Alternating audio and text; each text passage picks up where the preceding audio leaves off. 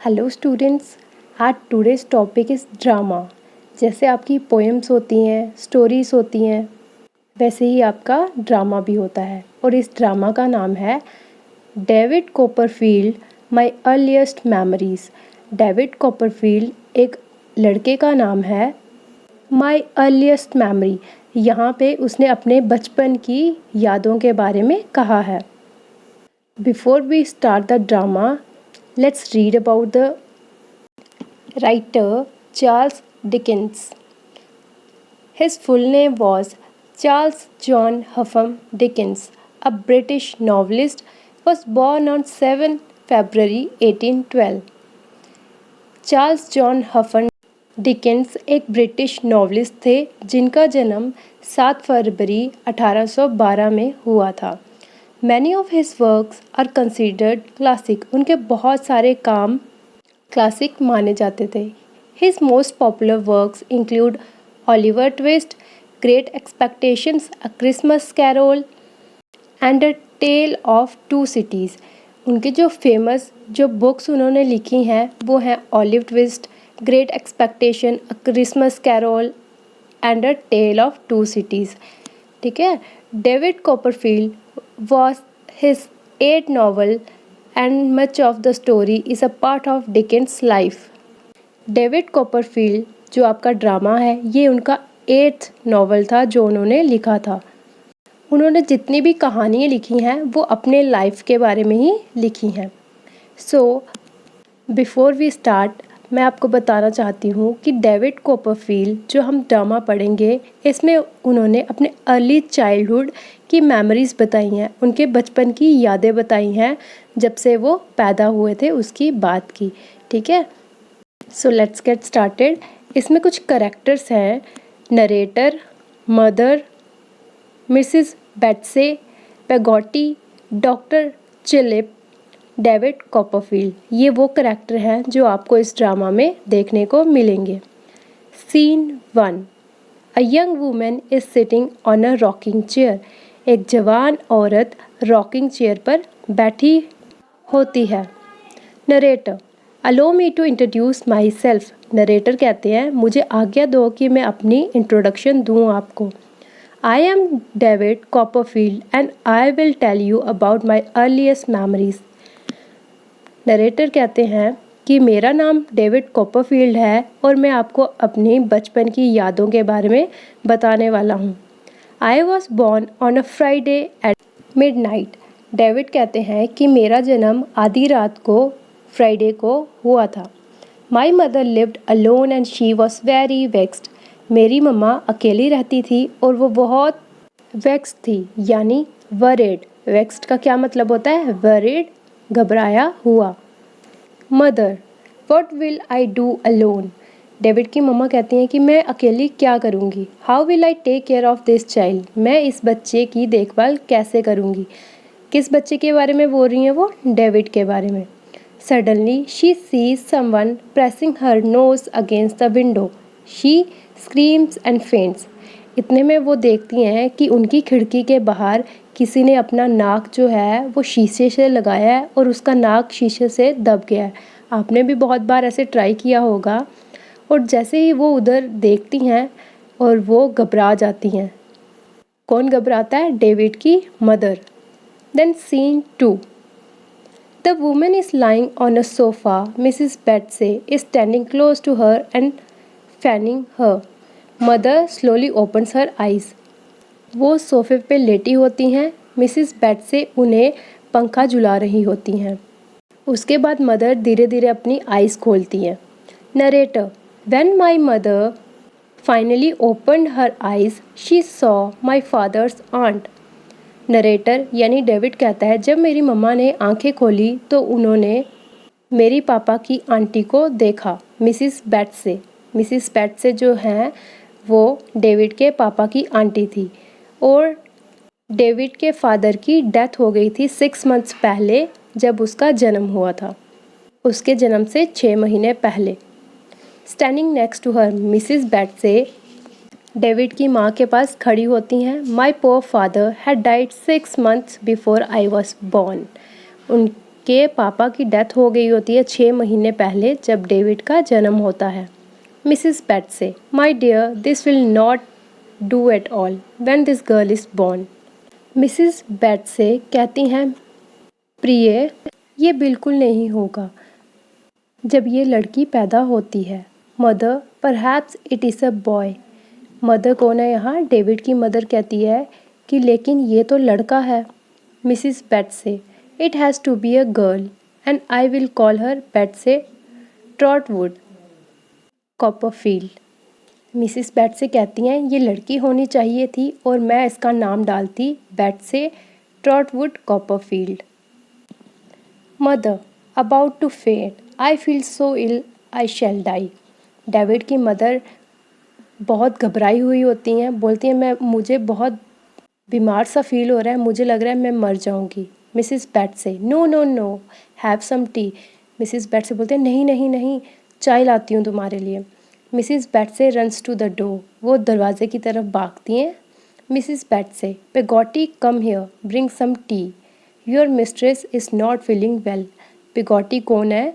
उनकी डेविड की मदर की मेड है, नौकरानी। बेट्से पेगोटी को आवाज़ लगाती हैं कि पेगोटी जल्दी से चाय लेके आओ, तुम्हारी मैडम को अच्छा महसूस नहीं हो रहा है। Peggotty comes in with tea, Peggotty अंदर आती है चाय लेके। Mrs Betsey, I think we should call the doctor Peggotty. Mrs Betsey Peggotty को कहती हैं कि मुझे लगता है हमें डॉक्टर को बुलाना चाहिए। पेगोटी, यस मैम, आई शैल इंस्टेंटली कॉल डॉक्टर चिलिप। पेगोटी बोलती है ठीक है मैम, मैं अभी डॉक्टर चिलिप को फ़ोन मिलाती हूँ। Peggotty runs out, Mrs Betsey goes and sits near mother. Peggotty बाहर भागती है फ़ोन करने और मिसिस बेट्सी मदर के पास बैठती हैं। Scene 3, Mrs Betsey is by mother's bed side when the doctor comes in. जब डॉक्टर आते हैं मिसिस बेट्से डेविड के मदर के पास ही बैठी होती हैं। सून ही हेल्प्स मदर गिव बर्थ, तब इतने में माँ एक बच्चे को जन्म देती है। Doctor, it is a boy ma'am. Doctor बोलते हैं कि मैम ये लड़का हुआ है। Mrs Betsey, I can't be, I shall leave this place immediately.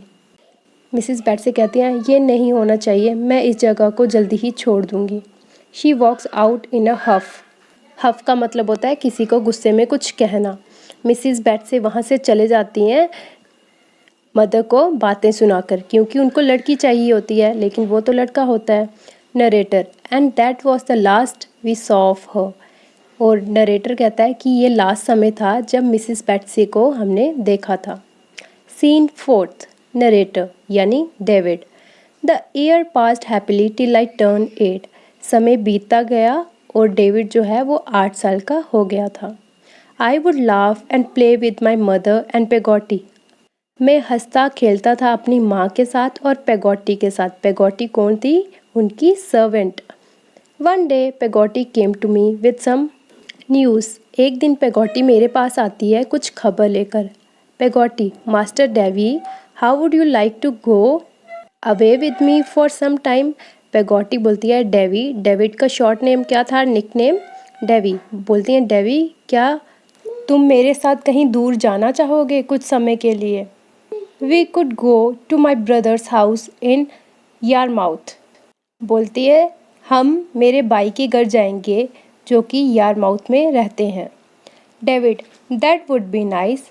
David कहता है ये तो बहुत अच्छी बात है, but how can we leave mother and accompanied here.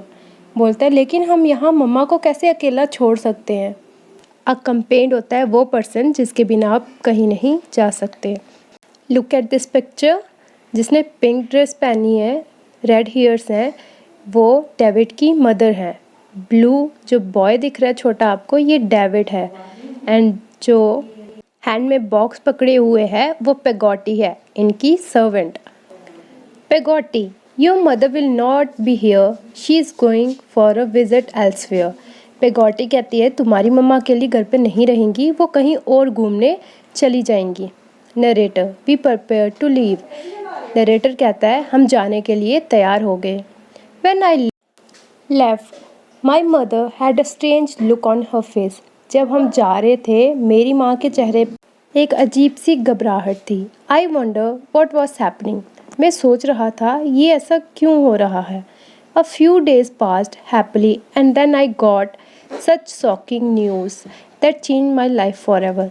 कुछ दिन अच्छे से बीते, बहुत खुशी से, और कुछ दिनों के बाद मुझे ऐसी शॉकिंग न्यूज़ मिली जिससे मेरी लाइफ पूरी बदल गई। My mother had remarried and I had a stepfather named Mr. Murdstone. Remarried होता है दूसरी शादी। मेरी माँ ने दूसरी शादी कर ली थी और मेरे सौतेले पापा थे जिनका नाम मडस्टोन था। By Charles Dickens. ये ड्रामा आपका यहीं पे एंड होता है, लेकिन जो ड्रामा है वो बहुत पार्ट्स में डिवाइड करा हुआ होता है। ये आपकी बुक में एक ही पार्ट दिया था।